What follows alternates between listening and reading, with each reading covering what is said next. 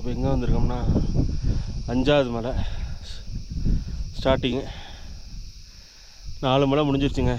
5வது மலை ஸ்டார்டிங்கில் வந்திருக்கோம். ஒட்டஞ்சித்தர் சமாதி வந்துட்டோங்க. 5வது மலை ஏறுறோம். சிவன் அருளால் ஏறணும். போகலாம். காலையில் 5:30 மணிலேருந்து இப்போ மணி பார்த்திங்கன்னா 4 ஆகுது. 6 மணிக்குள்ளே போய் ஆகணும். பிரதோஷ பூஜை நடக்குது 6 மணிக்கு, 4:30 சிவனோட அருள் தான் நான் போய் பார்க்கலாம். வாங்க போகலாம்.